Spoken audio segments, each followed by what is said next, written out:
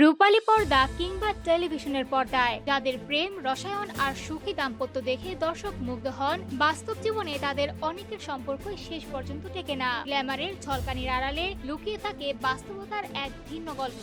প্রথমে আসি ঢালিউডের সুপারস্টার শাকিব খান ও অপু বিশ্বাসের কথায়। 2008 সালে গোপনে বিয়ের পর তাদের সংসার চলছিল স্বাভাবিকভাবেই, কিন্তু বিয়ে ও সন্তানের বিষয়টি প্রকাশ্যে আসার পরই শুরু হয় টানাপোড়েন। হঠাৎ টিভি লাইভে অপু বিশ্বাসের উপস্থিতি এবং পারস্পরিক বোঝাপড়ার অভাব, এই বিষয়গুলোই ধীরে ধীরে তাদের সম্পর্ককে বিচ্ছেদের পথে ঠেলে দেয়। এরপর রয়েছে আলোচিত জুটি রাজ ও পরিমণি। গুণিন সিনেমার শুটিং এ প্রেম, 2021 সালে বিয়ে, সন্তান জন্ম, সব মিলিয়ে সুখী সংসারের ছবি দেখা যাচ্ছিল, কিন্তু অল্প সময়ের মধ্যে আসে বিচ্ছেদের খবর। পরিমণির পাঠানো ডিভোর্স লেটারে উঠে আসে মনির অমিল, বনিবনার অভাব, খোঁজ না নেওয়া ও মানসিক অশান্তির কথা।